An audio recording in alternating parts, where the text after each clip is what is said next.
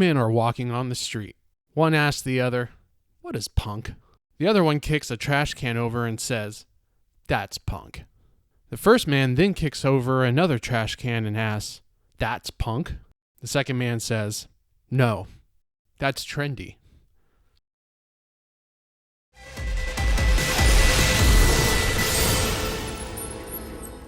I have to admit, when I first saw the demo to Cyberpunk 2077, I was blown away. I can finally live in a cyberpunk dystopian future, living out my Blade Runner, Akira, Ghost in the Shell fantasies until my heart's content.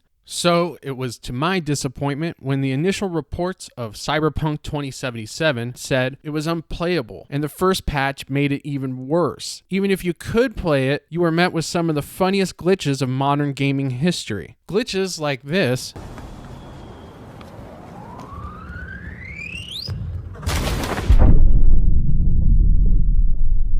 Or this. And even shit like this. Accept my apologies for the confusion.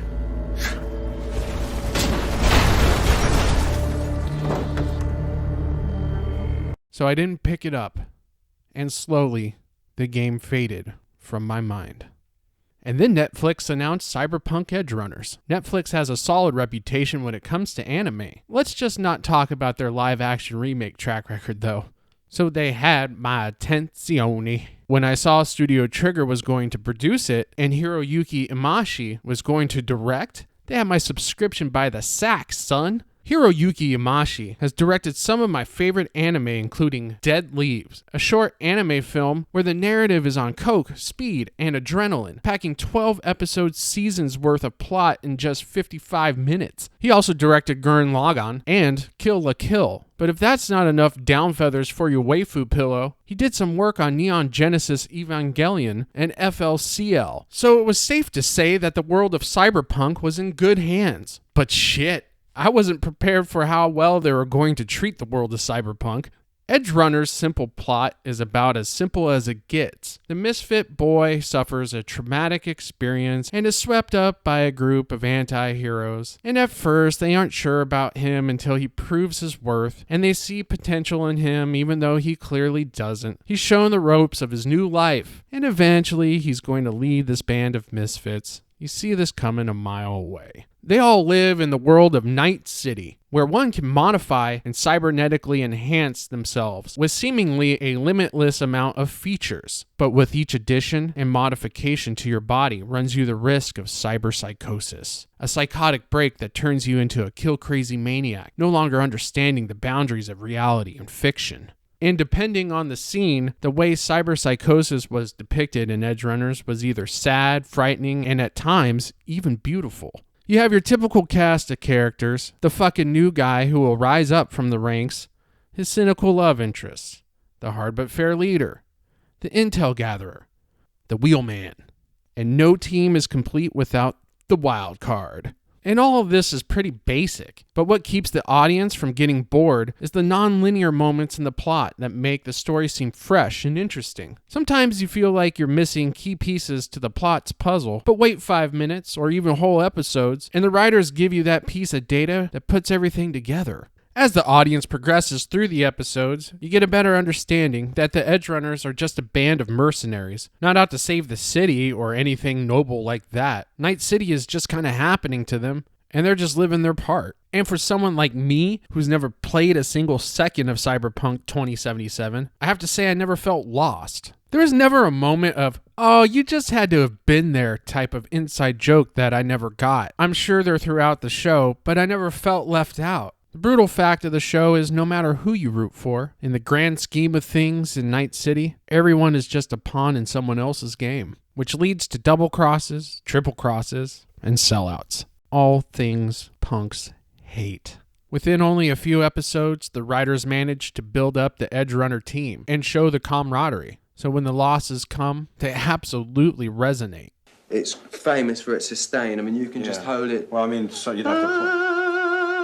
You can go and have a bite. No, you still be hearing that one. Yeah. David loses his mother, but gains the father figure he never had in Maine. And when episode 6 happens, the catapult is launched. And this is where the show really took off for me. But first, I would like to pause and talk about the wild card, Rebecca. Probably one of the biggest ride or die characters ever written. She's romantically in love with David, but when she comes to the understanding that she can't compete with Lucy, she becomes his biggest ally and does more to support him in the span of 2 episodes than most supporting characters do in an entire series. She really is adorable.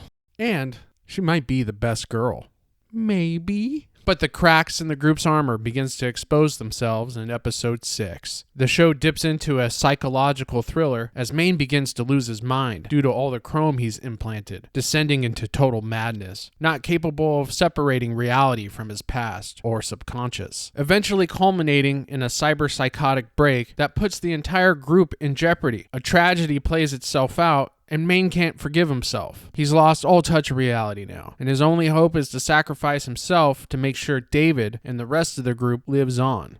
David takes over as the Edgerunners leader, and he's effective. A few months or a year later after the Maine incident, David's added more chrome to his body, looking all swole, but begins to show the same signs of cyberpsychosis just as Maine did, eventually leading David to tragically murder a woman that reminded him of his mother. Lucy is captured, and David is double-crossed into a piece of hardware that will for sure kill him. He climbs into it anyways, knowing it's the only way to rescue Lucy. And it should be pointed out here that, like Rebecca, Lucy was also there for David, even if she did a shit job showing him. Her time off from the Edgerunners was really her hunting down the people searching for David, and she was willing to sacrifice herself for him on several occasions by the end. In Edgerunners, everyone is living to die for the other, all adding up to Lucy's escape and reaching the peak of a bittersweet finale, where the pain is deep and the semi-ambiguous ending doesn't make you feel that much better.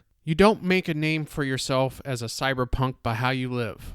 You're remembered by how you die, Lucy once told David, to which his final act proved her wrong.